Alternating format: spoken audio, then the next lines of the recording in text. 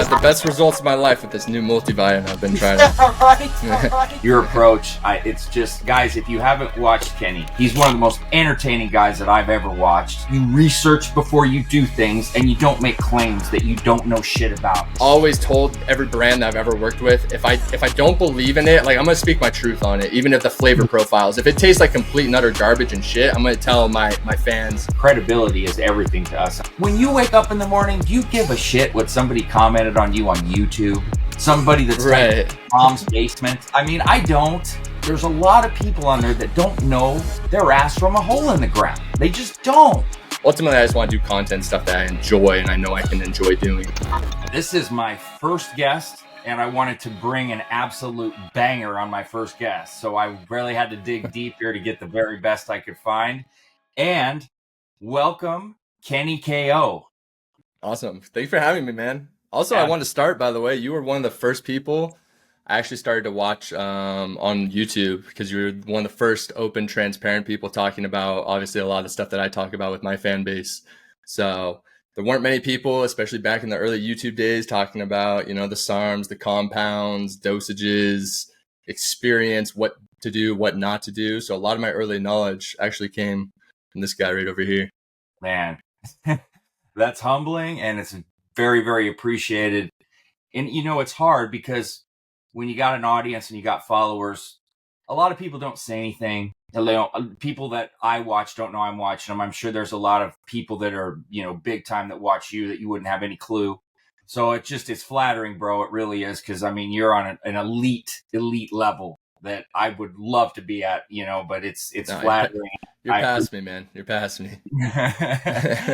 Man. So I kind of want to get into some things about you, brother. Kind of let the audience know what you're all about. I'm sure many of the people that follow me, I'm sure they watch you, but just in case they don't, and just for people that are coming in new. So, guys, if you're not familiar, Kenny's got a massive channel. He's got a ton of followers. He's getting up to that million range. He's got tons of followers on Instagram, social media. He does it all. He's one of the most entertaining guys that I've ever watched. And so I kind of was curious, what got you started? What got you interested in all this? And then also the direction of your channel, because I mean, it's so many people could never pull off what you pull off. So I'm kind of curious as to what made you go that route too, and what gave you the balls to do that on top of it.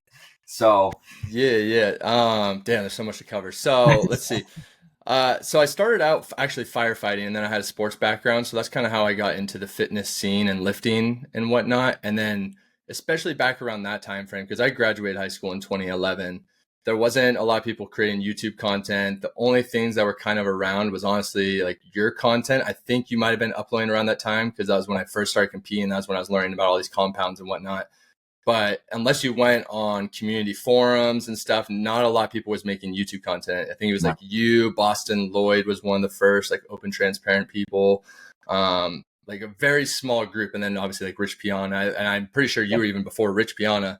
So you were a lot of like my staple into seeing what actually goes on behind the scenes, because there were so many people juicing, doing all this crazy stuff, but no one was talking about it. So I saw that there was this niche of people that just wanted the transparent truth, just the unfiltered, know what everyone's doing, what dosages, like don't care about the ramifications of what people think of you doing this, and that, but just be like honest. That's essentially what the channel was driven around. And whether that was taking compounds, Photoshop, fake weights at that time, which I think some people even still use fake weights, and people definitely still Photoshop, and people are definitely still fake natties. So I think those are just forever and definitely in time going to be topics that could always be talked about, because no one's going to forever be just open, transparent.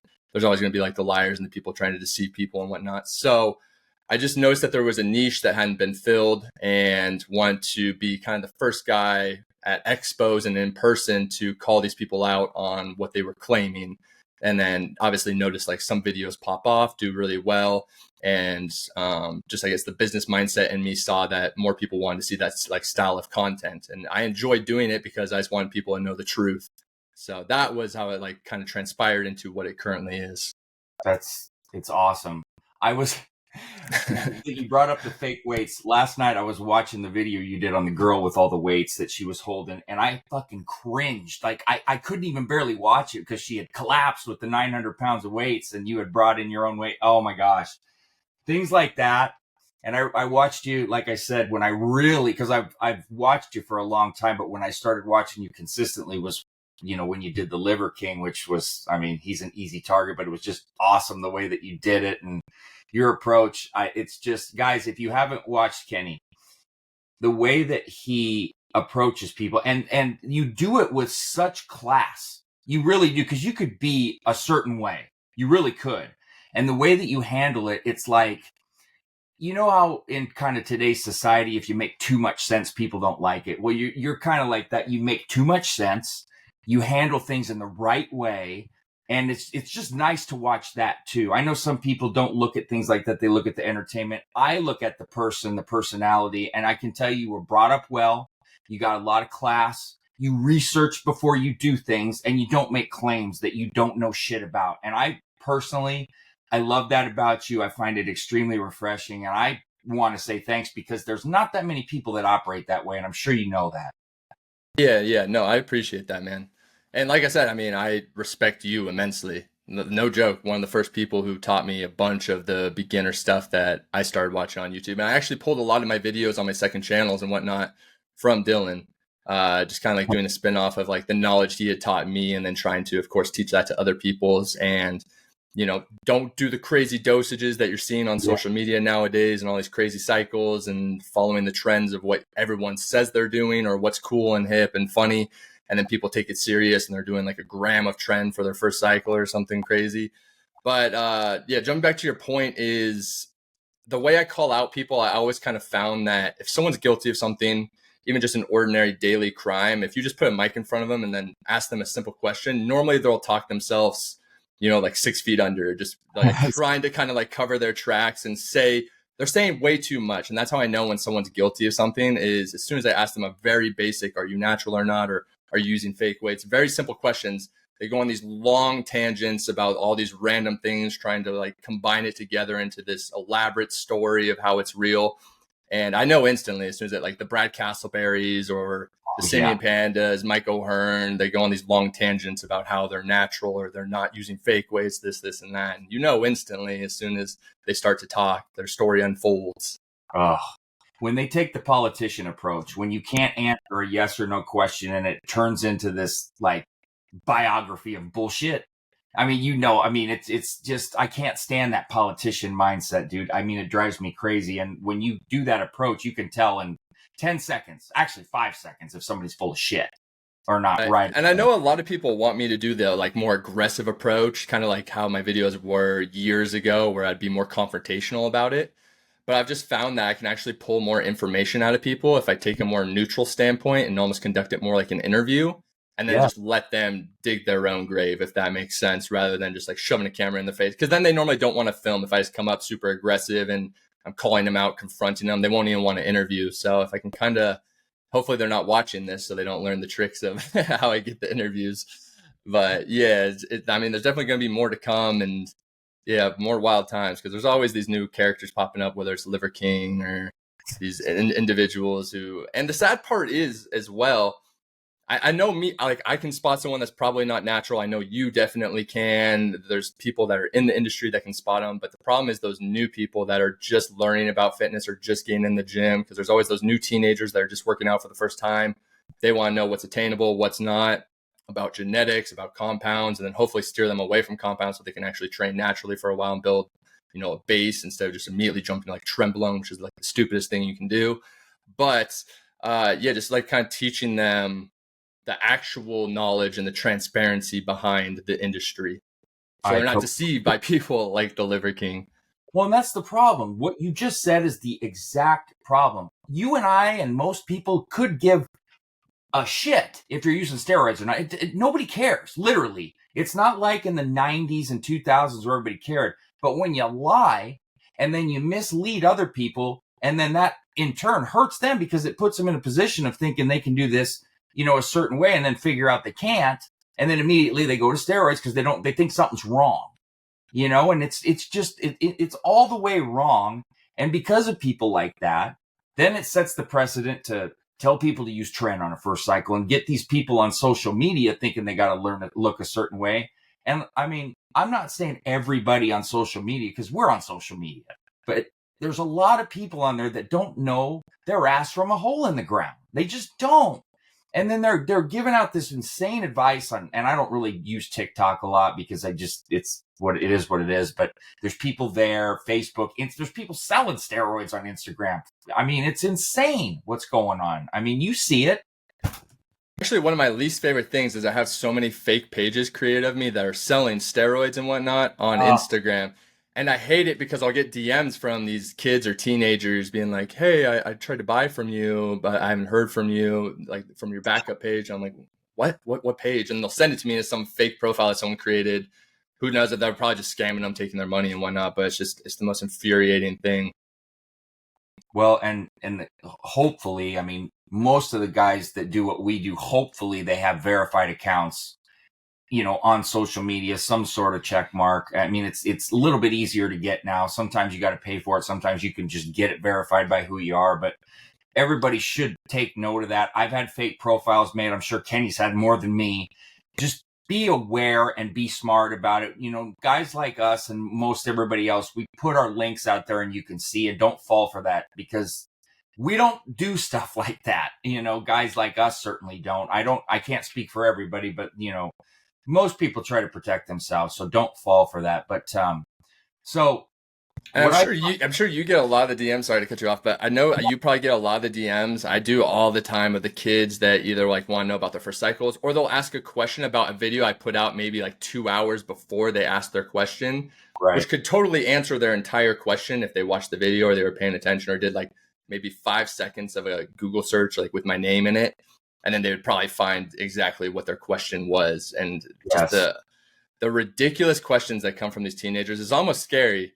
Because I know a lot of them, they're not doing it to troll. It's not a joke. That they're serious about like some of these cycles they're debating on taking when they're like 15, 16, just stepping foot in the gym for like the first week, first month. And it's actually very, very scary to me. oh.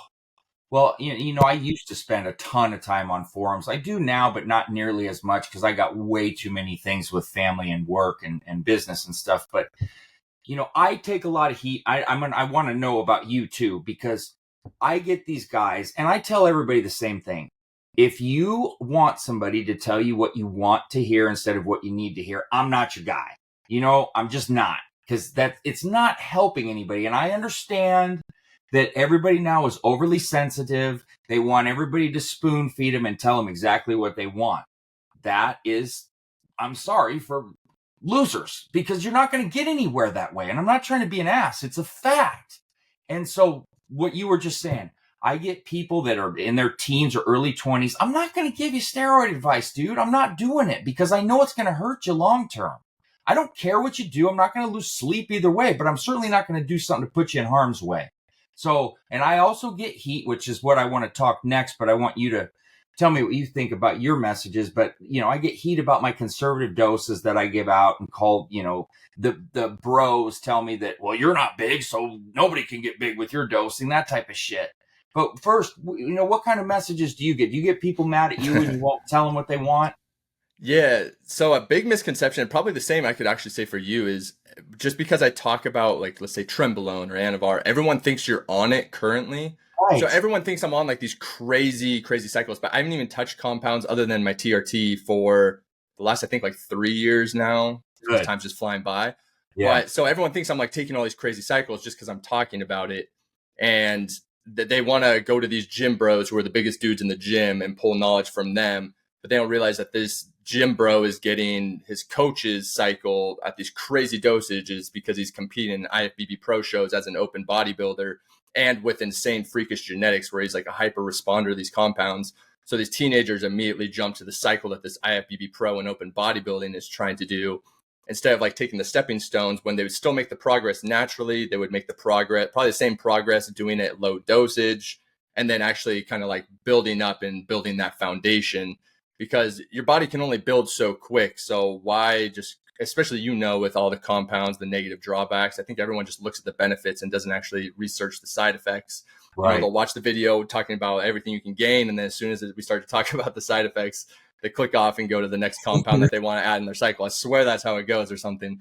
But yeah, people just need to know the ramifications of the long term, regardless if that's things in bodybuilding or just medications you get over the counter. I mean, just there's so much information readily available. Whereas I was more limited and I had to go to you and, the forums and probably even before your time, wherever. I don't even know where you pulled your knowledge from, if it was just research on forums and, studies and everything.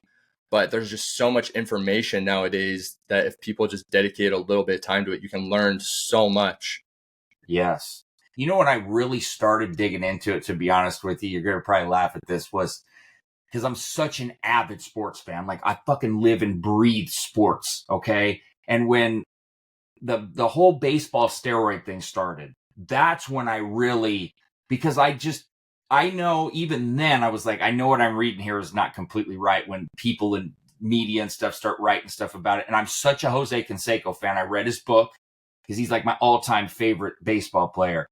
And I probably like all the villains because I like Barry Bonds. I like Jose Canseco, all the people everybody hates.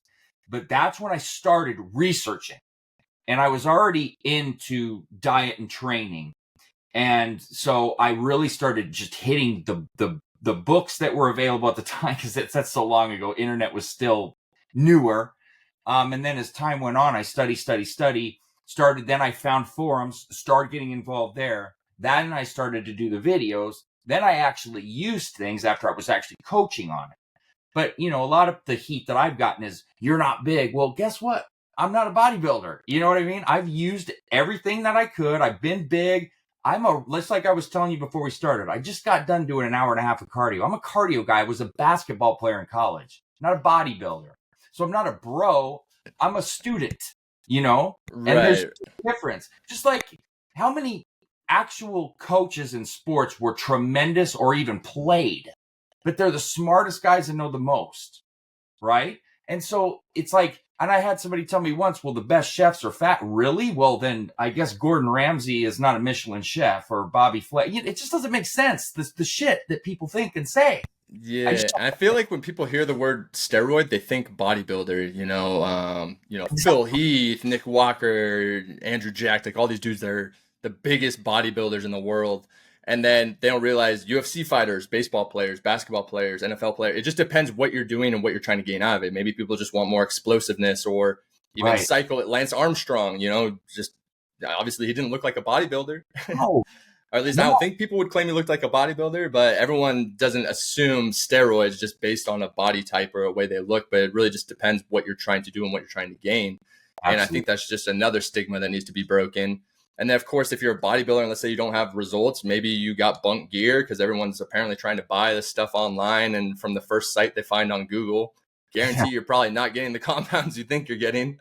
No. And then on top of that, then you need the genetics and you'd be a hyper responder. And then you need to actually know what you're doing and have someone that's smart, like maybe Dylan or someone, coaching you through it and actually gaining the knowledge.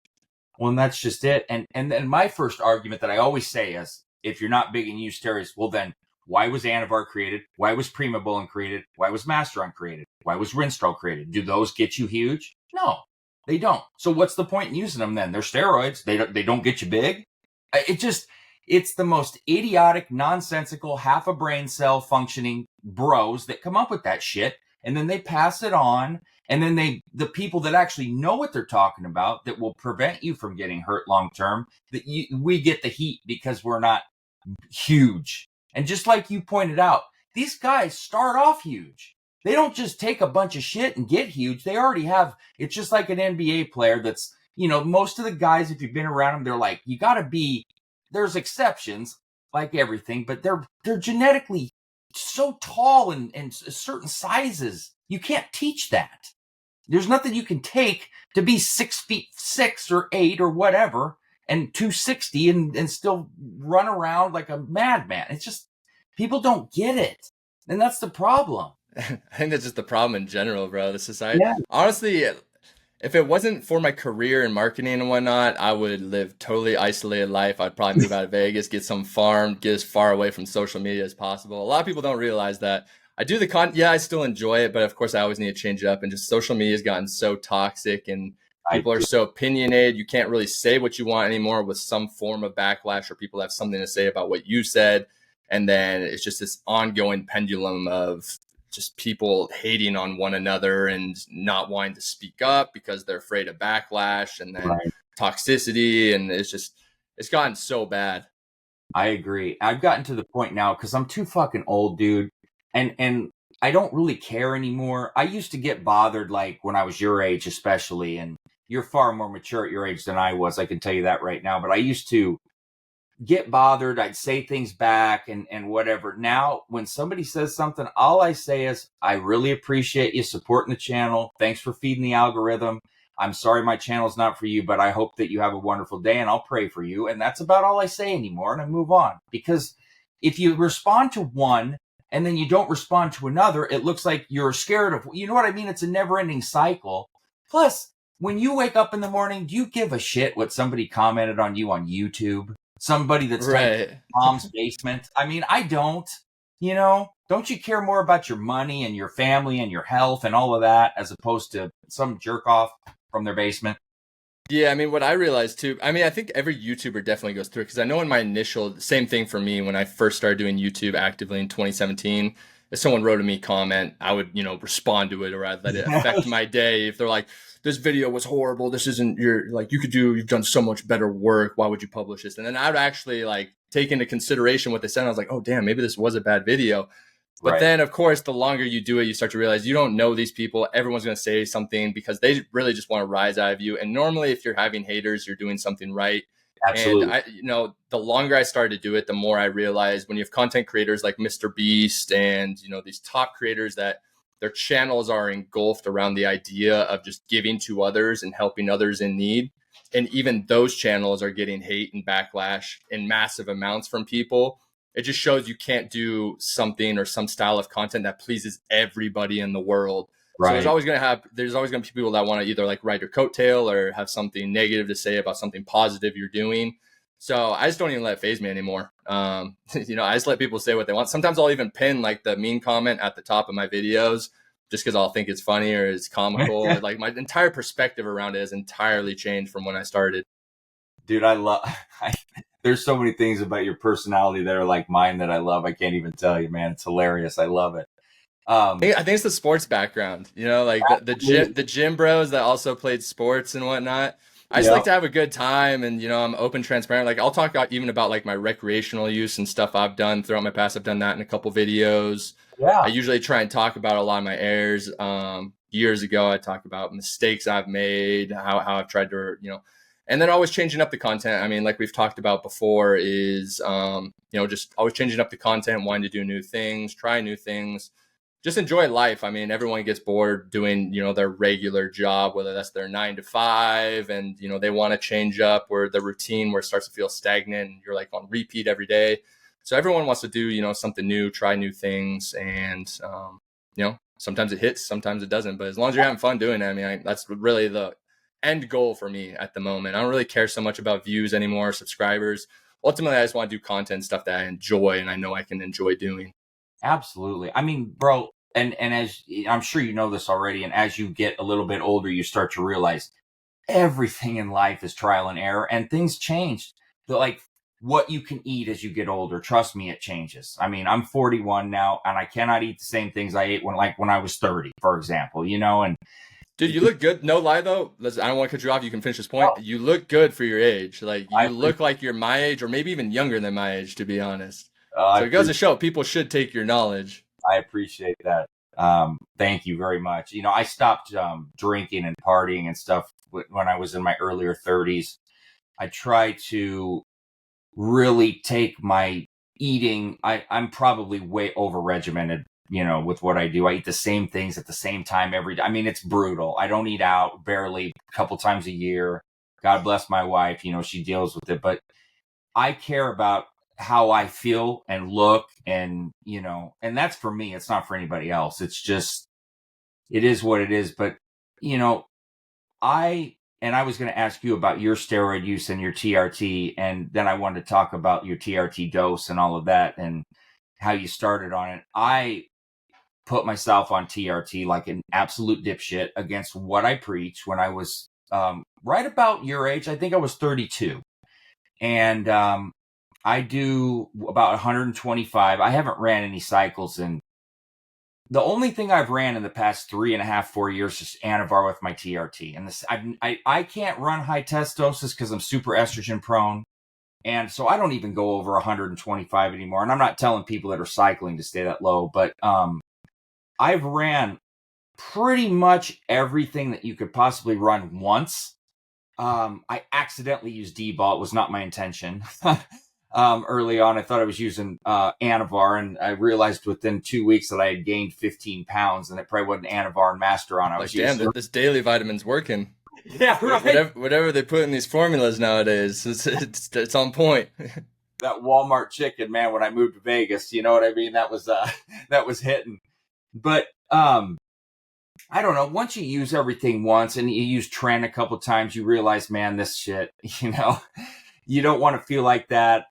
And it's just, anyway, I stick to the 125 test cypionate. It's a twice a week dose. I do like Mondays and Fridays generally, but that's all I've been doing for like 3 years now, man. I've ran, I like S4 and I like GW because I'm a distance runner. But that's about it, man. And I've kind of stayed off everything. I monitor blood work frequently, especially the older I get.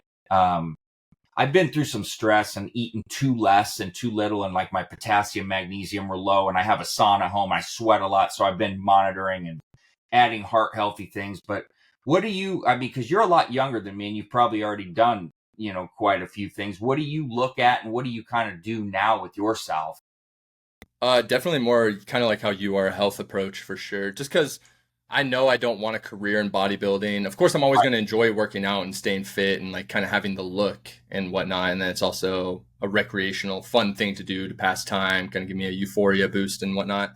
But Sure. definitely, I'm not going to be like a pro bodybuilder. I'm not going to be making my money, definitely competing or anything. And Right. that's another big misconception is people shouldn't get into if they think they're going to be making some massive, bags of money because Thank I you. guarantee you can make so much more money doing any other thing. Thank you. So yeah, it's definitely around my businesses. So the health approach, my TRT I've been doing for, I believe, the last 3 years.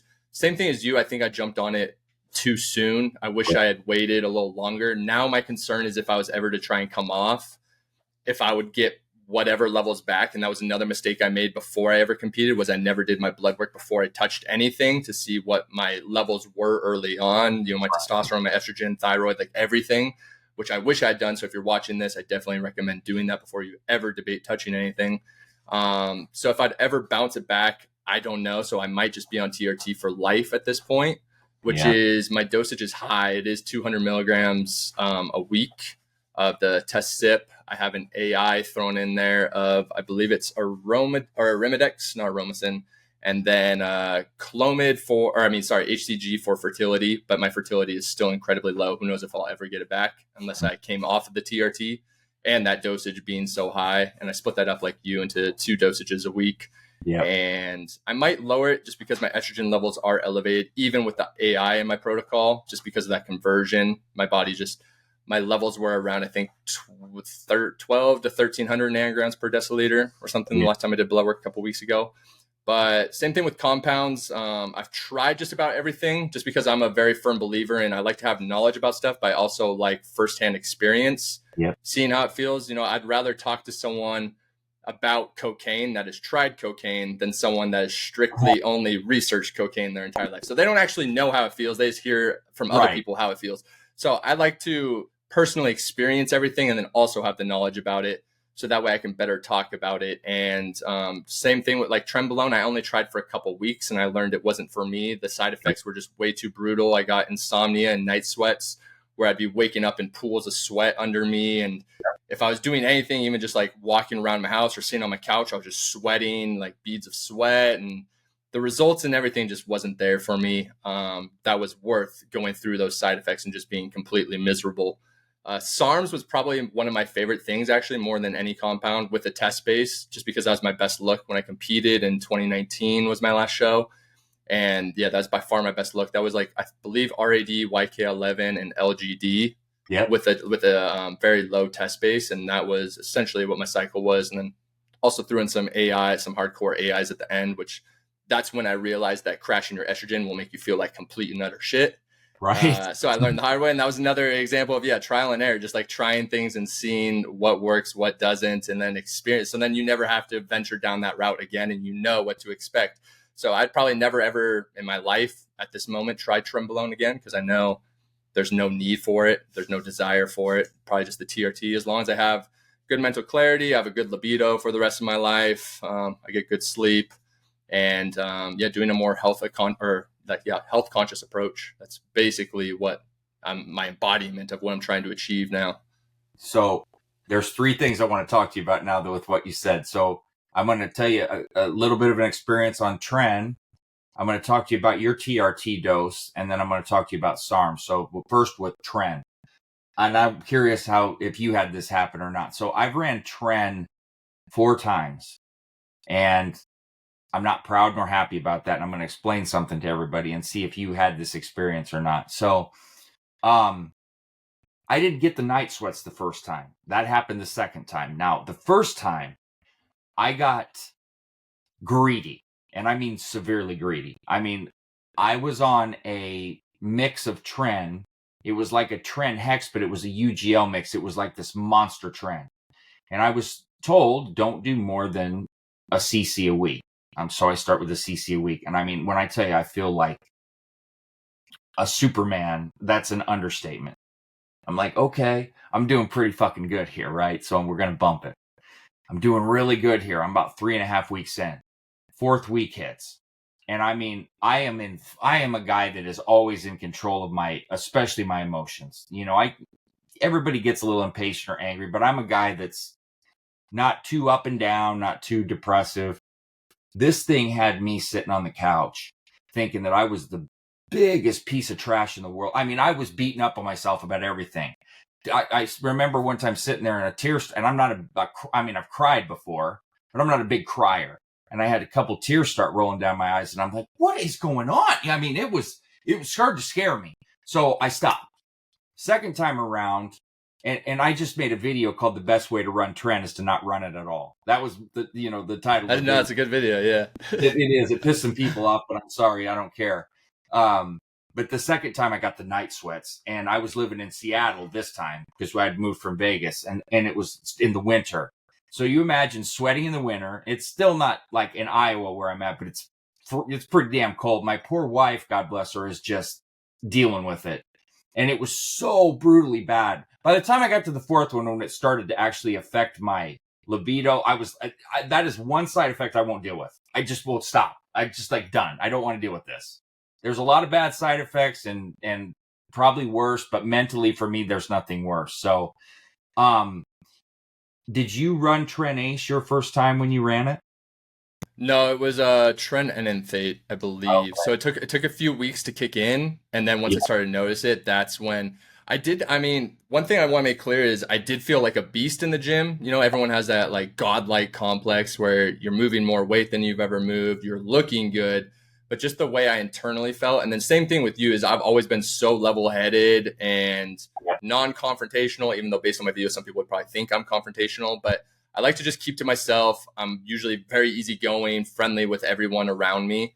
And Yeah. then I started to notice myself getting snappy, especially when I was driving, almost like a road rage type thing where someone would turn wrong or something and would just agitate me.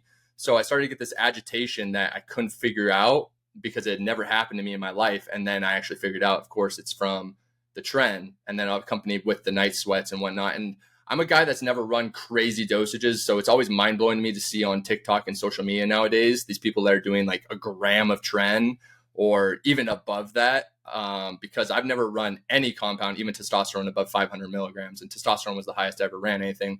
I think the highest I ever did the tren enanthate was like 400 milligrams a week, if I remember right, 3 to 400. It's been a while, but sometime around in that dosage. And just definitely was not for me. And then same thing as you said with testosterone, I'm very estrogen prone. I've had a puberty based gyno Yeah. long before I'd ever touched any compounds that just never dissipated fully from when I went through puberty. And then I start to get like a lot of water retention. I don't feel ideal. And same thing with you, what you said, if I have any type of performance issues, immediately done. Like I'm done with that. Done. because it's no amount of the way your physique looks, at least to me, maybe it is for someone else out there, but no, I could have a Chris Bumstead physique, but if I have a zero libido, I'm still not going to want to do it, because that just eliminates such a big, like, fun part of life, that why would you want to just completely get rid of that? Unless maybe that's for you. I mean, maybe someone watching wouldn't really care, but I know for me, not a thing. One thing I can tell you, which I totally with you on that. Every time I've looked my best, 8-pack shredded, whatever, I've always felt my worst. I've always felt my absolute worst physically. You never know by pictures and stuff people post. You feel your worst physically, mentally, just a dick. I mean, so quick to snap and just be short fused and just kind of never really enjoying anything, because you're just not really there, because you're just draining yourself of all the nutrients that you need. And these people, they look great, but if they're doing all of these things and walking around like that, I'm going to bet you 99% of them do not feel good at all. And I'm just happy to stay at a very good, weight and body fat that's acceptable and still feel good at the same time. And I've always struggled with like body image and things. I modeled for in Italy and in New York and Chicago, and so and even before that, I've always had a body image thing, and so it's been hard for me to kind of, you know what I mean, and that's probably why I do all the cardio and things. And I don't really talk about that with anybody, but it's better to be honest and tell, because everybody's got something. I honestly always tell people the first day you start working out is the first day you'll forever have body dysmorphia. Yeah. Because I swear, everyone who has ever worked out, of course, there's levels to it. There's severity. I've met some bodybuilders who, one of them is 300 pounds at one point, and if he loses like 2 pounds or he misses a meal, it completely ruins his day, and he thinks he's the smallest dude in the gym when he's still like 298 pounds. Yeah. And then, there's just levels to it. But I definitely think everyone wants to look a certain way, and they hold themselves, and then they're always going to view themselves different than maybe how other people are going to view them. So, someone walking by might think you look incredibly impressive. You have an amazing physique. You've been working out. Like, this guy definitely trains super hard, amazing genetics, but internally you're not what you think or deem to be your best. So you're kind of like down on yourself. And I mean, I have body dysmorphia. I'm pretty sure every single person that has ever touched a weight, and maybe not even in the gym, people, that's why plastic surgery exists and everything. People are always wanting to change things, look a certain way. And people are always going to want to change things, improve things if they can based on what they're seeing in the mirror. I was going to tell you too, I also had the puberty gyno, and I actually got it removed in Vegas, in Henderson. One of the top plastic surgeons there. I had it done, I believe it was 2014. 45 minutes in and out. I was awake the whole time while they did it. I didn't have them put me under. Oh, you were awake for it? Ooh, rough. Talked to them the whole time. Oh my God. They showed me when they took it out, it was it was gross. I still remember. And I wasn't really supposed to, they gave me that, it didn't knock me out, but I was kind of, like, whoa, when I was done. Right. And I still got on a motorcycle and rode home like a complete idiot. I don't recommend that. But, I believe I paid, it was $3,500 or $4,500. And I started cardio in 3 weeks, and I started lifting after a month, and that was it. But you still, just because you have that done doesn't mean you still can't run AIs, and you still can get estrogen side effects. You might not get gynecomastia, but when you elevate your estrogen, obviously you're going to get bloated, but you're going to get high blood pressure, certainly extremely dangerous. And so just so people know, if you do get that procedure, doesn't mean that you're not still prone to estrogen by any stretch. And I think that's another big misconception too that we could cover, is there's so many people that think either like they want a completely crashed estrogen because for some reason they think estrogen's bad, right? Or they have their estrogen too high and they think maybe that's good. Same thing with testosterone, low, high. Yep. And people just need to realize it's a balance of having it in ideal ranges, because if you crash your estrogen, you're going to feel like shit. You're going to have like no libido. You're going to have no energy. You're not going to want to do anything. You're going to be moody. And then the same thing, if you go too high with estrogen, you're going to encounter just a plethora of side effects where it's not worth it. So that's where the trial and error, I can't ever give someone, maybe you can give them like a basic fundamental cycle to start with. Mm-hmm. But everyone is definitely a trial and error because our DNA is all different. Everyone's going to respond different to certain compounds or certain dosages. Some people may love Anavar and some people might respond very poorly to Anavar for whatever reason. There's always outliers and things that can cause things to go completely catastrophic. So starting with the basic cycles and just seeing how it goes, trial and error, seeing what you like, what you don't like, lowering dosages, maybe higher dosages, adding things in, of course, doing your blood work, just, I don't know, I guess actually taking the time out of your day to pull knowledge rather than just looking at the biggest bodybuilder and seeing what he's doing and trying to replicate that. Right. 100%. A lot of these guys, they don't care about tomorrow. You know what I mean? They don't think long term. They don't think about 24-hour long term. And I always struggle with, I understand that some people are just like desperate to get a pro card, but you brought up one of my favorite points that I've been talking about for so long that gets people so mad. It's like, if you told me, Dylan, I want to play in the NBA, I'd say that's great. But the chances are you're 0.0001%. Shoot for your dreams, but understand that, the likelihood. So what you said, how many people are really going to make money? Well, is it worth it? Because let's face reality, you do have to take a bunch of juice to be able to compete with people. That is true. I don't disagree. But I'm talking risk versus reward. Is it worth it? What are you ultimately going to get? Is it worth it to shave 20 years off your life or possibly kill yourself in your 30s to have a pro card that got you nothing, but to say you're cool in front of guys?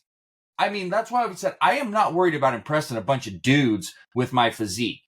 And take that for what it is. I'm not trying to hurt anybody's feelings, but I don't care, So, I mean, do you agree with me that it's senseless to use all of that stuff to get nothing for it but a pro card?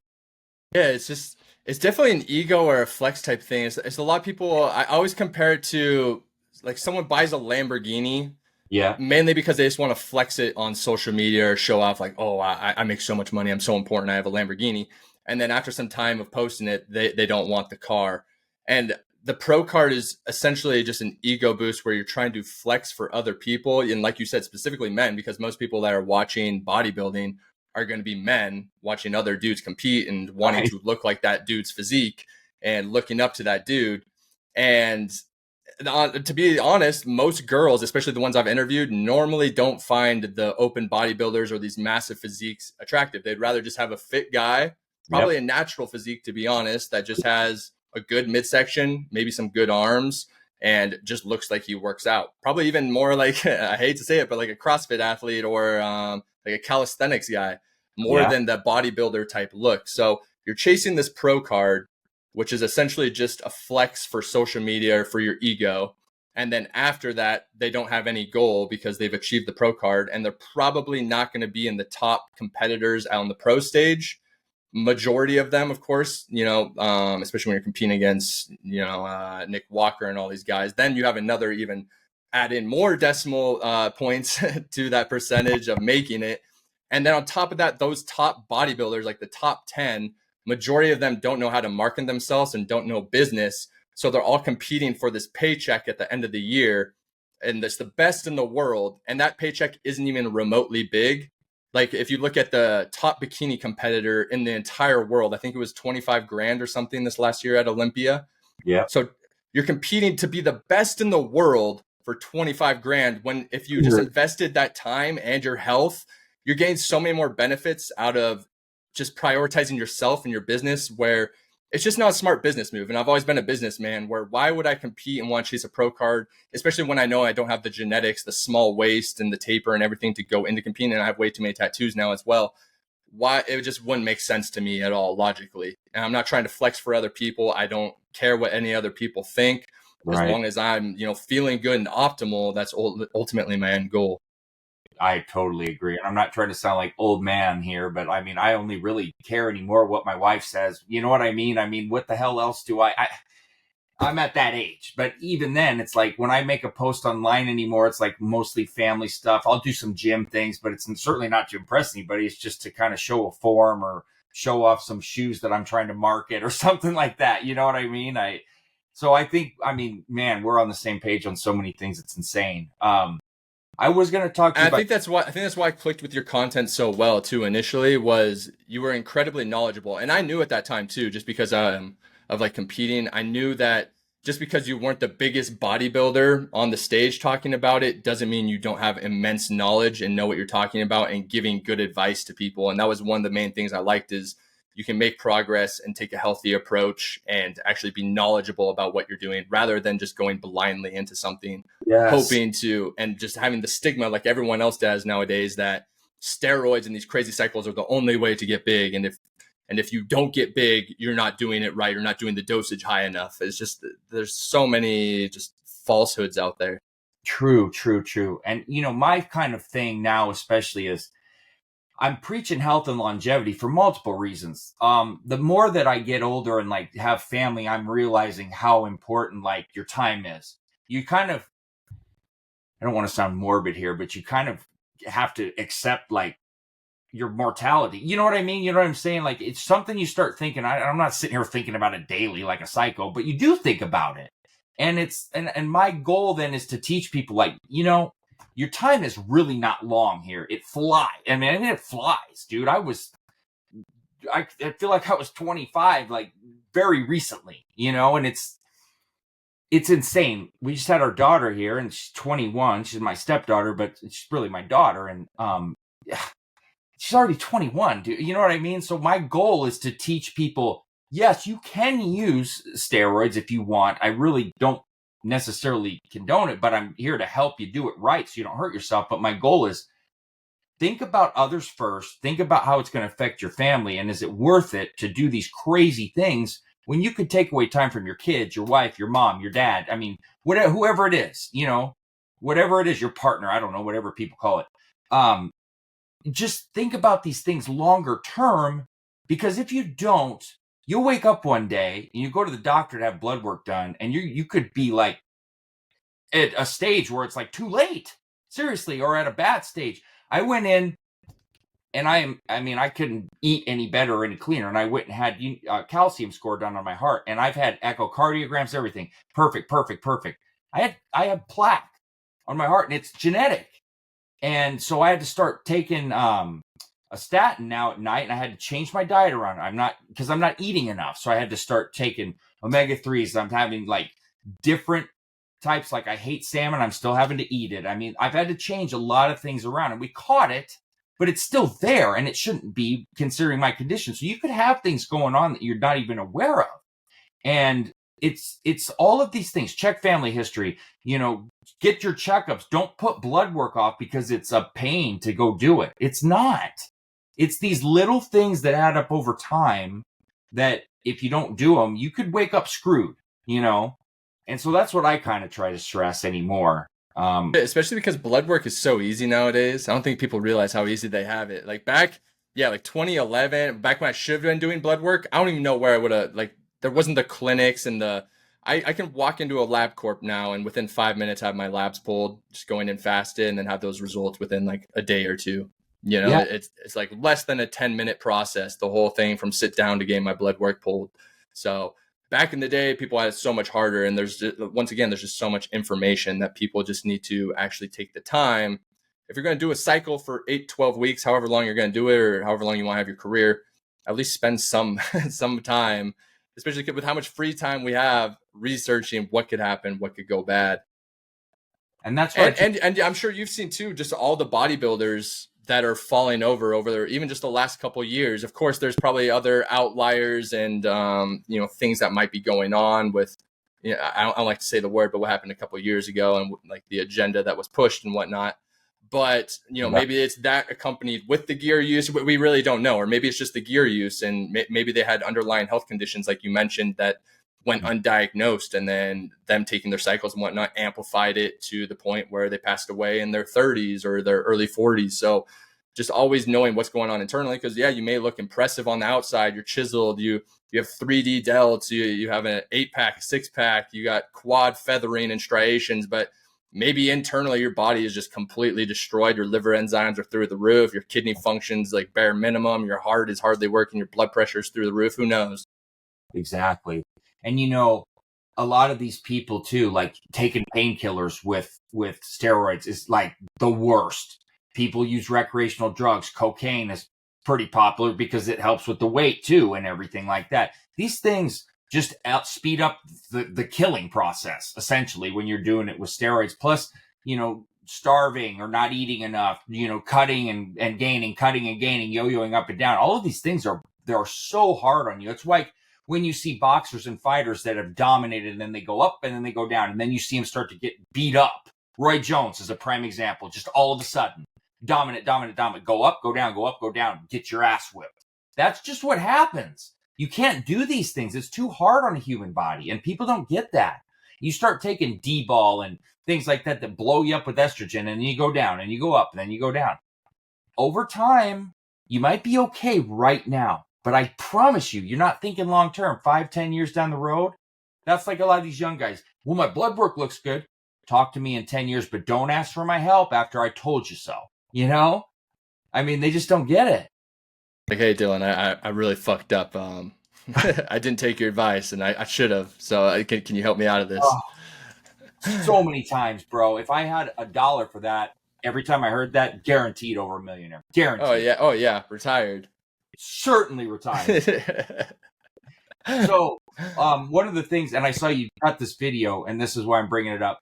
I wanted to tell people, when you're taking testosterone, if you have actual good testosterone, and we're talking numbers here, like you just said, you're doing 200 milligrams a week, and you said you were at about 1,300, right? Yeah.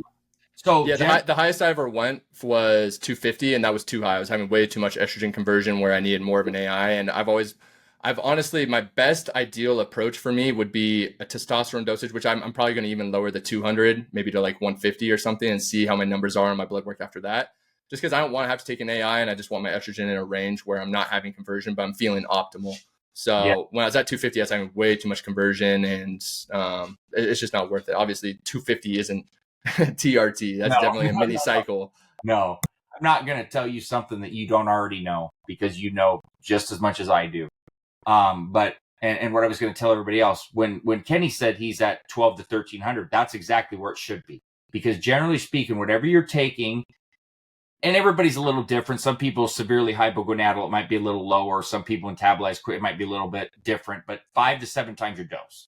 So you're taking 200, you should be 1,000 to 1,400. So you're perfect. Clearly you got good tests, you're dosing exactly what you should. Mine is about 650 the last time I did, 675, which is right where I want to be. Generally a good range is 600 to 800, I would say. You start getting over 1,000, it's a little too high, and that was my concern with yours and you're needing an AI, which sucks for me and you because we need them.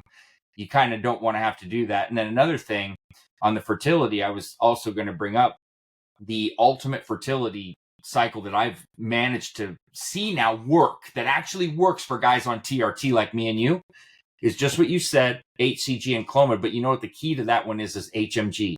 And you take those three. HMG is actually the key there. And if you go to any fertility clinic, they're not going to give you HMG. They're not even going to talk about it. They want to put you, first they want you to stop tests. But if you don't, you got to do HCG and Clomid. But HMG within there. But when you were talking about fertility, mine is 0, like literally 0. And that's probably from a lot of marijuana and then steroids, but that's a different story, but it's a fact. And so I just, I'm too old now, but that's something to be aware of, when you're on TRT.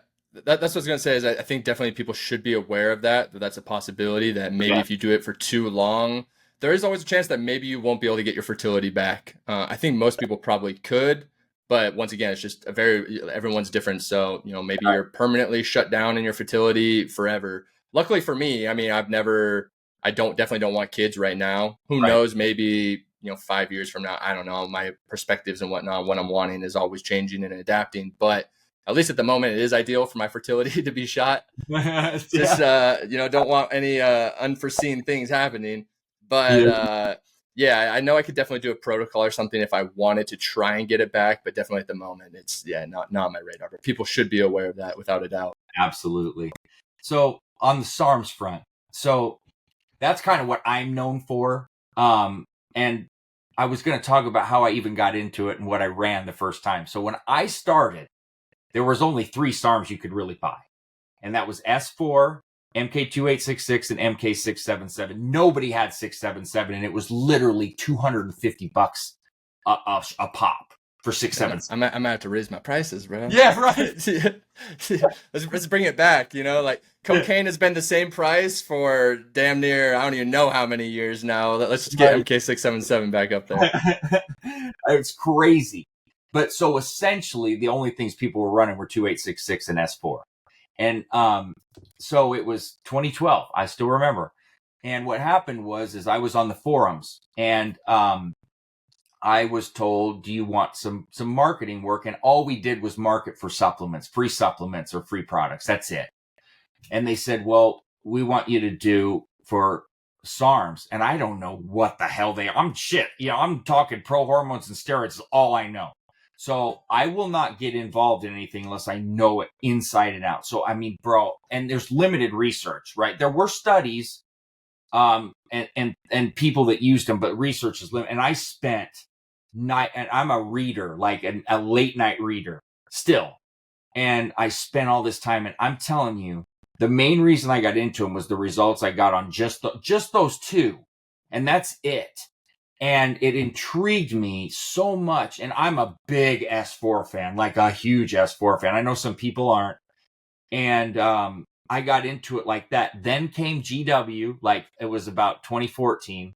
Then came LGD. And it's funny because the first information on LGD was so wrong. And same with GW. I mean, it was just bad. And every time a new one comes out, it's like RAD was supposed to be a replacement for TRT. Not so much. And you know the drill. But essentially, it's like now they're making them to where like S23 and LGD 3303, they might as well be a steroid. I mean, they're SARMs, but they might as well be a steroid. So it's progressively gotten, worse. And then when the pro hormones got banned, the secret got out and everybody wanted to start selling SARMs illegally by selling them as supplements, but that's whatever. But then it comes to where people start selling, they were selling pro hormones as SARMs to sell off the pro hormones they couldn't sell. I know companies that were stuck with over $1 million of raws that they couldn't sell. And so they were putting them in there, making you think you're getting huge results with SARMs, which you can, you and I both know you can get excellent results, but you shouldn't be gaining fucking 20 pounds on SARMs and getting, suppressed and toxicity up the ass and everything else that was going on. So I've been around it all from the very beginning, and I've seen it all. And I've made stuff like, at first I was telling people capsulated SARMs were bad because that's what I was told. And I think I was told because of the companies I was marketing for to push that. And then I got into it with people that I totally regret. And I made a lot of mistakes that I'll admit it all day long. I got no problem with that. There's a lot of bad info, a lot of good info, and I'm sure you've seen and heard it all. But what did you start with, and how did you get into SARMs, and what's your thoughts on them? I think my first legit, what I'd say is cycle or unnatural route was definitely pro hormone from GNC. I don't even remember what one it would have been or what compound. It was just when they were sold, and I was probably 18 or something because I remember you had to be 18 or something to buy them, or maybe it was 16. But yeah, it was definitely pro hormone at GNC. Probably very suppressed myself, didn't even know it. I didn't have any knowledge about anything back then. I was just playing, football, all my sports and whatnot. Sure. And then, one of my buddies was like some super freak who was benching like 405 as like a sophomore in high school. So I was like, oh, fuck, like I got to step my shit up. But yeah, so it started with that, and then it transitioned to, and that was also the days of the crazy pre-workouts. I'm sure you remember Jacked and Craze and all those ones that were basically just meth in a bottle. And you just go into your workouts insanely cracked out. But the first SARM was, I believe, Ostarine. And yes, I had great results, felt phenomenal. Didn't feel suppressed or anything that was noticeable. Unfortunately, I loved S4, the results. I got the vision side and it freaked me out. And I had LASIK a couple years ago. So vision has just always been one of the things where even though that side effect dissipated as soon as I discontinued the use and whatnot, and my eyes would adjust, and it actually wasn't that bad when you think about it, it just freaked me out. So I was like, I'd rather just like try some other stuff. loved MK677.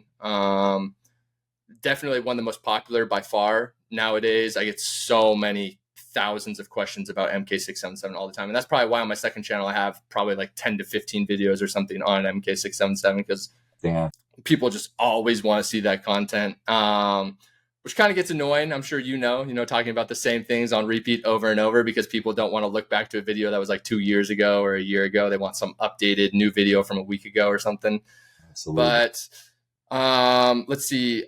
Yeah, like you were saying, YK11, S23 basically should just be steroids. Yes. YK11 is, I think, one molecule off from being a full-blown DHT compound. So for the people that are watching that don't know, DHT is, like your Winstrol, your Anavar, your Masteron, the DHT derivative compounds. So pretty much damn near the same thing. Like the results I got from YK11 would probably be very similar to some of the results I got when I was taking like oral Winstrol. Absolutely. That's correct. Yeah.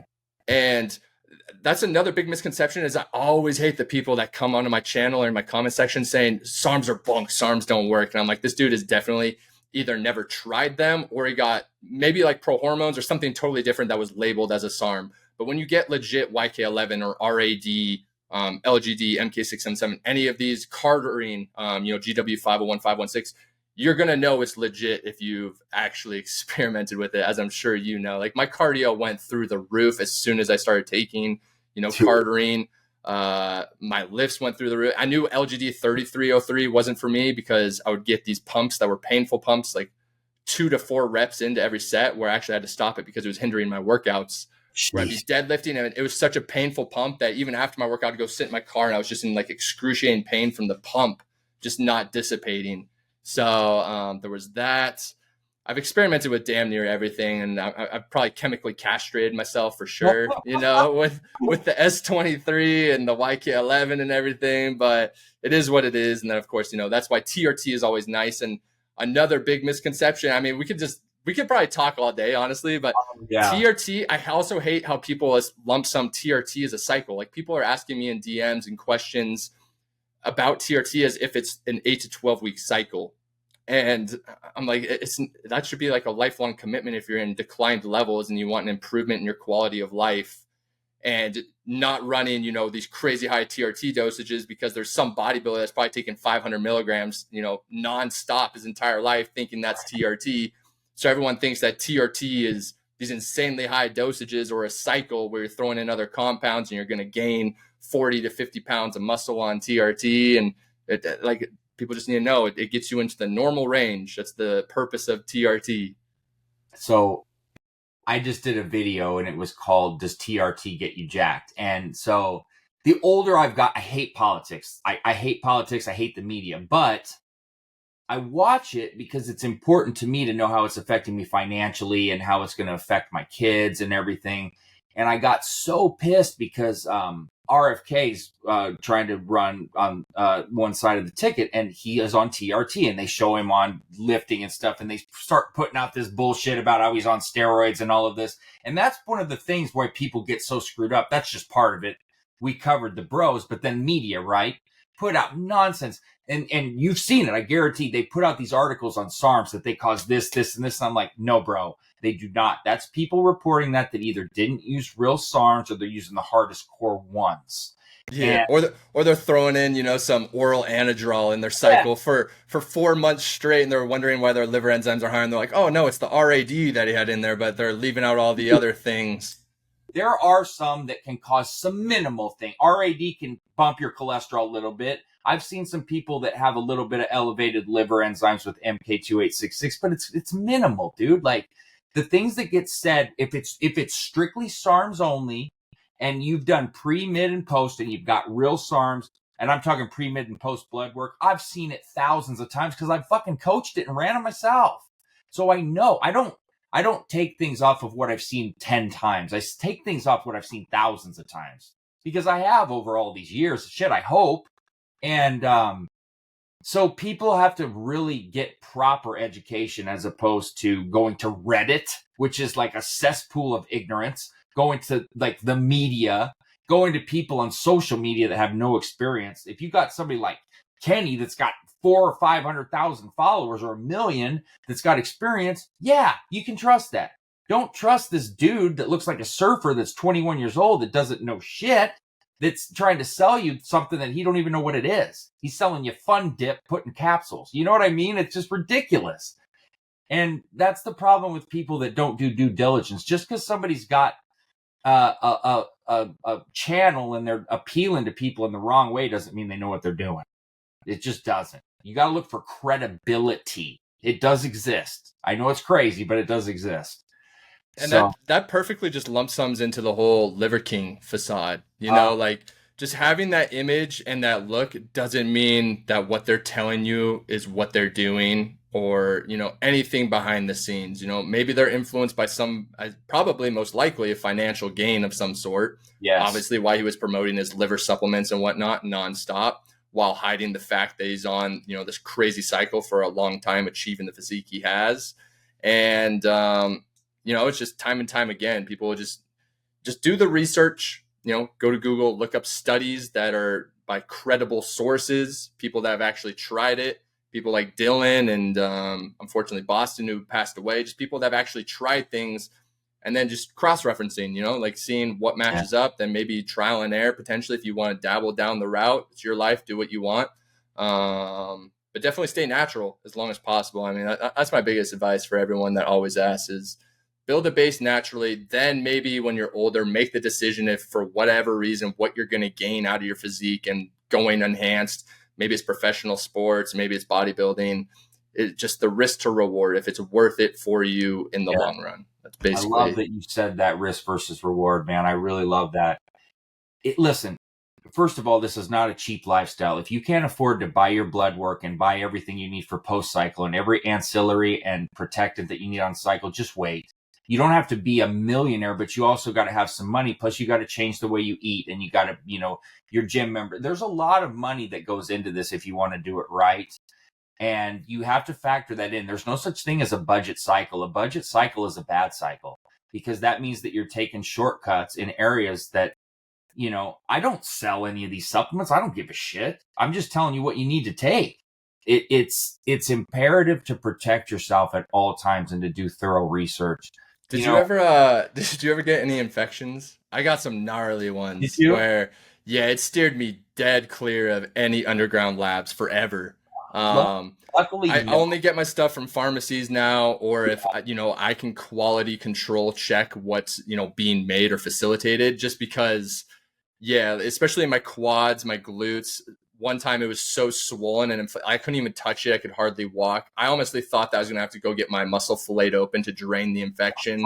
And then I've seen it firsthand because I've been to these trap houses where the things are being made that people are, you know, it's being mixed in bathtubs. It's being mixed in people's dirty ass sinks that they're not cleaning. Their livelihood is just a disgusting environment. It's not a lab. There's no safety measures or precautions taken when you're going through these underground labs. So who knows what you're getting in your vial? It might not even be the compound you're paying for. It might have some bacteria or some gross shit in it where you could maybe get a limb amputated because the infection gets so bad based on the amount you inject. And if you just try and, you know, maybe remedy it or treat it yourself. So I've had it in I've had it in my shoulders, where my shoulders were just red and inflamed because I'd pin my shoulders sometimes. Definitely my quad. It was miserable, man. And yeah, that's just my biggest advice for people is if you're going underground lab route, there's definitely a point where you're going to hit an infection, and hopefully it's not severe. So just try and steer clear of it if you can. One thing I always tell guys is some of the best teachers have made the most mistakes. Because I mean, I've made a slew of them, you know, and I haven't had the infection, but I'll tell you two embarrassing things. Well, I guess one's not really embarrassing. It's just idiotic. I did like 4 cc's in my quad, which is the most ignorant. I mean, 4 cc's in any area is just ignorant, dude. And you know, I told you I'm a runner, right? So I did it, and it was primo, okay? And you know, it's already a painful injection. And man, my thing swelled up. I mean, it looked like I had a softball in my quad, and I tried to run, and I'm so stubborn, dude. I was running with it looked like I was running with a Charlie horse. It had to look just absolutely insanely bad. And it hurt for like 2 weeks. But the worst thing that I ever did is I did such a large injection in my delt, and it swelled up because of the scar tissue, and it turned into a lipoma. And so I had people telling me for years that I was taking synthol and everything else, and in reality, it was my own idiocy. I just had the thing finally removed last November, and it was so bad, bro. Like, I went in there and they tried to do it with me awake again, and he started getting in there, and it was covered under the muscle, and he started doing it, and my wife was in there, and I'm just sitting there talking to her, and all of a sudden I go, hey, like, whoa, whoa, whoa. And then he's like, what? And I said, that don't feel right, dude, to the surgeon. And he was kind of getting upset because he couldn't get it. He went back in. I said, that's it. Stop. So I had to go in and get put under. And it was so bad, it took him like a 20-minute procedure, took over an hour because it was hooked under a muscle because I let it go so long.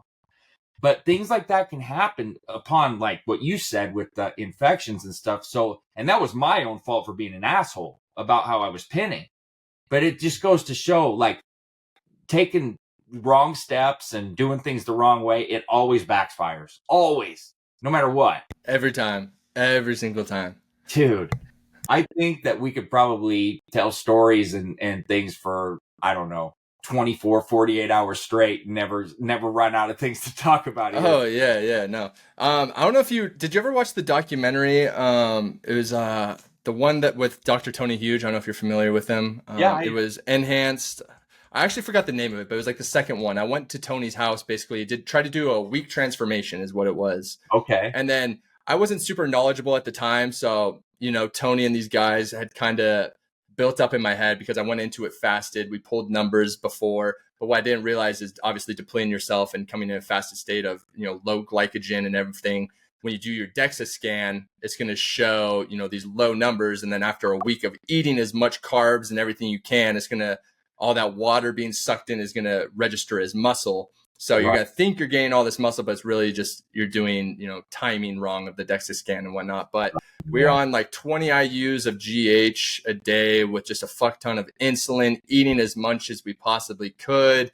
Testosterone, D-ball, all sorts, SARMs were in there, MK677, all sorts of compound, like the crazy shit where it's the worst I've ever felt. And that's where I learned bodybuilding isn't for me, because I know a lot of guys do these crazy protocols to achieve this crazy look and they do it long term. But I would lay down in my bed at his house at night and I could feel my heart actually working, like trying so hard to pump all the fluid. I had pedal edema. And then for people that don't know, that's the swelling where your ankles and your feet just look like they sucked up all the water in your body. I had that going. That was just because the GH levels and everything were so high. Like my hands, my face, if you watch the documentary and see my face, I just have the moon face where it's just bloated beyond all belief. And then of course in your head, because you're like seeing the scale go up in the numbers, you're thinking that it's all this quality size, and then you're overlooking how you actually feel, when in reality, I think I look much better now than I did majority of my time using compounds, just because I'm so much more knowledgeable about not only my diet, but my training, what I respond to, just being on TRT, like the stable levels. Yes. And through all those variables, getting them together, I think I have a better look. And I also feel incredible compared to how I used to feel when I was competing and really pushing my body as far as I could. Yes. And the way you feel is really what it's all about, right? I mean, you can look a certain way, like I was saying earlier, but you generally feel your worst. So, I mean, I couldn't agree with you more. That's kind of where I'm at this point. And I like a little bit of peptides here and there too, because you don't really get a lot of side effects. Depending on what you pick. I take that back. Depends on what you pick. I used melanotan 2 one time. And beyond the fact, I was living in Maui, mind you. And I got so dark so fast that I was embarrassed to leave my house. Okay, it was really that bad. But you know what, dude? I ran it 3 different times, low doses, ramp your way up, get used to it. And it made me throw up within 5 minutes of injecting, no matter what I did every time, just not for me. But something like ipamorelin, CJC, things like that, tend to not have much of any side effects. It's just annoying that you have to eat around it and dose it so many times. But you can do well with those with minimal sides. But I guess at this point, I just don't care to do shit except my TRT that I kind of stuck myself with, and just take good care of myself, So, And the melanotan too. So many funny oh, stuff. There's been multiple summers that I ran melanotan. Yeah, one of them, yeah, it got so dark. And same thing with you. I always felt so nauseous, like yeah. while I was doing it. My libido did go up. Yes, like my Oh, libido felt good, but just yeah. that nauseous stomach feeling was so undesirable. And then the tan was so dark that yeah, I'd have people questioning if I was like getting spray tans and whatnot just Oh, because of course I was trying to amplify it as much as possible by getting sun exposure while also doing the melanotan. And then even my facial like my facial hair is normally like a reddish color. It turned like straight dark, like dark brown, oh my. where even my facial hair color was changing. I was getting like some spots and whatnot that dissipated after I stopped the use, but I was getting like some dark spots and um it's just vanity reasons. I guess really that's the main emphasis of bodybuilding is most people, not to say a lot of it couldn't be used for health purposes, of course, like TRT and peptides and being responsible. But majority, most definitely, people in bodybuilding are going to try and do it for the vanity reasons. 100%. And one of the things one of the last things I want to talk about today, and I'm really hoping we can do another video because this has been awesome. Mismarketing of things is something that's prevalent now. I don't like to. I used to be a jerk about this and kind of talking about it, and I try to not do that at all. It's because it's like if you ask me, I'll be honest with you, but I'm not going to call people out. But the one place that I have a massive, massive, massive issue, and I'm sure you're familiar with them, is Crazy Bull. And it is that marketing that they tell you that you're going to get this, and it's anabolic this and that. And it's just a bunch of herbs and BCAAs and protein powder. If you go read the ingredients, that's all it is. Vitamin A, B, C, fenugreek. And this is supposed to act like a steroid or a SARM. And that pisses me off. And that's one of the things that I just want to point out to people. And then I want you to tell me what you think about this. They have to show the labels, but they don't post it right away. And sometimes you got to zoom in to read everything. Go read the labels, look up everything, because they put some tricky stuff on there that's kind of, if you don't know your herbs like you and I probably do, just go look them up and see what they're all about and what they do. And you ask yourself this: if I went and took all these separate, would I get the same results as Winstrol or Cardarine or MK677 or Tren or Deca like they try to put out? I mean, that pisses me off to no end. It does, man. I mean, it just, what do you think? I mean, Yeah, no, the false marketing is definitely one of the biggest hoaxes and I'd say fucked up things in the yes. industry. There was times I would buy, or not buy, but I'd see them on the shelf and whatnot at these supplement stores. But yeah, of course, in big font they'd put boost your testosterone 10 times or 10x and all these crazy like things that are marketing to this young demographic that don't know. So they're just seeing that and like, oh, like this must be some steroid or compound.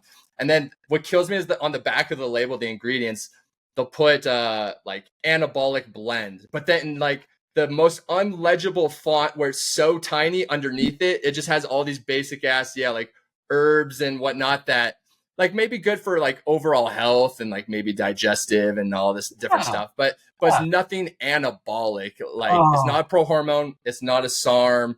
It's definitely not a DHT derivative. It's not any like steroid or peptide or any of the things you think you're getting. So yeah, just going to a reputable sport. If you're not going through a pharmacy or getting a legit prescription done, then at least maybe doing the due diligence of knowing how it's made, what chemical structure, actually looking at the ingredient label. yeah. Because I know the only supplement I would say is really worthwhile that's for the natural people out there that's readily available, probably like creatine monohydrate. It's been around forever, Yes. has so many studies and has been proven to work. Pre-workout, maybe if you need like extra energy or something. Of course, you're not going to get the pre-workouts, unfortunately, like we used to get back in the day. You missed your DM. time on that. But and then maybe protein or something if you're missing meals and you don't have an appetite but you're trying to get some calories down, Yeah, man. maybe. But I think there's also like I see all these influencers and it always kills me, the fake natty ones, the ones that are obviously on anabolics, pushing all these standard testosterone boosting supplements and this fat burner and this supplement. And ever since the beginning of time, since my career, I've always told every brand that I've ever worked with, if I don't believe in it, like I'm gonna speak my truth on it, even if the flavor profiles, if it tastes like complete and utter garbage and shit, I'm gonna tell my fans like, hey, I like this supplement, but just be aware it tastes like shit. So you're probably not going to actually enjoy it. So the false marketing and whatnot has just gotten so out of hand where, yeah, people just need to be aware of, what's actually going on, what they're getting. And yeah, once again, just the due diligence of actually the research. That's true. And I've worked for companies, and I've had to go back on things I've said, because one of the things that, like, you and I, especially when you're an influencer, credibility is everything to us. And I've had people do bait and switches on me, give me bad information, have me promote stuff that I regretted later. And I'll always come out and admit, always, I got no issue. So if anybody says something to me now about something I promoted 7, 8, 9 years ago, I'm like, yeah, and I've talked about it, like, what's your point? It happens. That's life. It's just like Apple comes out with a bad product once in a while. Well, I mean, it happens, and people market, and it is what it is. The important thing is that you point it out, and there are testosterone boosters that work to a point, but if you think they're going to bump you 400 and 500 points, you're insane. That's not happening. They can give you some energy boost and help you in a whatever you want to look at. But like you said, creatine is probably the one, and you get that in a pre-workout, oftentimes. And I guess beta-ine's not bad. It's not going to do something crazy for you, but it works. I think the most important thing for me when I'm looking at like supplements and herbs, it's for like heart health, added fiber, probiotics. Those things are important, for your health. But if you think they're going to do something anabolic, or just mixing 10 of them together is going to do that, well, shit, I do that every day, and it's not doing much of anything for me in that. You know what I mean? It's like, come on. I've had the best results of my life with this new multivitamin I've been trying. Right? That multivitamin and dandelion root I'm taking is really working wonders, man. Yeah, I think that a lot of people need to realize the word supplement is called supplement it's like a supplement to an already existing diet. So maybe if you're deficient in some form of vitamins or something, where whatever you're eating in your diet is making it where you're not getting that, then it's maybe supplement in something. Of course, creatine. Yeah, once again, like I said, I mean, that's one of my staples, one that I definitely believe in. But yeah, majority of them, of course, I mean, just like any business that's out there, makeup, bodybuilding, clothing, everyone's trying to make their profit. So if they see there's a potential revenue with boosting this one thing to be melting all your fat, like clenbuterol or like cardarine or like all these compounds, it's just because they're trying to make a quick bag. That's really what it boils down to. It's just like this. No company exists. Like, I see people make posts, it's just for the money. Point me out a business that you work for that doesn't do it to make money. But everybody can win. It doesn't have to be I make money, you get screwed. That's the difference. There's no such thing as a company that doesn't make money. Even a nonprofit has to make money, or they can't provide you a service. They might not be in it for profit, but everybody makes money. I guess it's how they do it and how they go about it that makes all the difference. But people that come on here and make those comments, which I'm sure you've gotten, it's insane. Nobody works for free, or nobody would have a home, and nobody would eat. So people also need to understand there's good business and there's bad business. Just read about what's in your stuff before you take it, and understand what you're taking before you use it. I mean, and when you're buying proprietary blends, understand that you don't know exactly the amount you're getting. What's listed is in there. You just don't know how much of what you're getting. And that's it. It could be a fraction of a percent that's in there. So just understand your labels and anything. That goes for nutrition too. And just be careful. And that's it. Ask questions. That's why guys like us are on here, to try to point you. And we make videos about all of this. So, I mean, that's pretty much what it is on that. And take both of our word as gospel, because neither of us are ever wrong. We've never been wrong in our entire life, and we've never made any mistakes. So don't you know those people that act like that though, and they're everywhere, man. Jeez. The people I trust are the people that do take accountability. And one thing I learned, especially when I got married, is your ass better be ready to admit when you're wrong, right? I mean, it's part of life. I got no issue with it. I haven't in a long time. It's gotten me a lot further in life, taking accountability. So I don't know. Everybody's different, but a lot more respectable, dude. For sure. And I think it just comes, of course, with the maturity level. Yeah. Question before we go. Are you going to the Olympia in Orlando this year? I think it's in November? Yeah, it sucks. So, of course, I moved to Vegas mainly because like majority of the content, Olympia and everything's in Vegas, or used to be. Right. And then I assume they probably got some better deal financially to host it in Florida, wherever they're doing it. So, but yeah, I'll be there. Awesome. I'm going to So be there basically, too. yeah, I moved to Vegas for no reason. So maybe I'll have to relocate now Oh, to Florida. there's a lot of good stuff there for you. But yeah, I'm going to be there too. So Okay. we'll be talking before that for sure. But Yeah. guys, go check out Kenny everywhere. His YouTube, his Instagram, he's all over. He's got some of the best videos out there. They're better than mine, and I would definitely check them out. Kenny, I want to just I'm sure my audience love this and love you. Hopefully I can get you again. I know you're busy, but I just really appreciate you taking the time here today with me. It was fucking awesome talking to you. This was more fun for me than anything else. Hey, my man. No, But I appreciate you actually having me on, man. And like I said, guys, from the beginning, I do thank you, honestly, from the bottom of my heart. You're one of the people that got me to start talking about a lot of the stuff I did and kind of jump started like really just the fundamentals of my channel. And you taught me so much throughout, my journey. So it's a pleasure to actually get to finally talk with you one-on-one. yeah, And, I hope you guys continue to support this man. He's one of the pioneers of everything you guys are learning nowadays. All the wrong things. Just remember, it's all Dylan's fault. that's right. If you ever get an infection or you take a dosage that's wrong or you get some fake compound, it's Dylan's fault. So just remember that. But I've already gotten that many years, dude. So just add it to the list. No, I appreciate you, man. And yeah, we'll meet up in Olympia. Definitely talk before then, and we'll do some more content for everyone. So Awesome. if you guys that are watching, if you have any questions or maybe some topics maybe we didn't cover or something, we could do maybe a part 2 or something, throw it together and cover more for you guys. Absolutely, brother. Like I said, absolute pleasure to have you on. Guys, make sure you check Kenny out, please. Kenny KO, easy to find. You'll love his content. And so everybody, appreciate you. You'll be getting plenty more of these, and stay tuned for plenty more to come. Dylan Gemelli signing off. Go check out Kenny everywhere. His YouTube, his Instagram, he's all over. He's got some of the best videos out there. They're better than mine, and I would definitely check them out. And take both of our word as gospel, because neither of us are ever wrong. We've never been wrong in our entire life, and we've never made any mistakes. So I mean, there's definitely going to be more to come, and yeah, more wild times.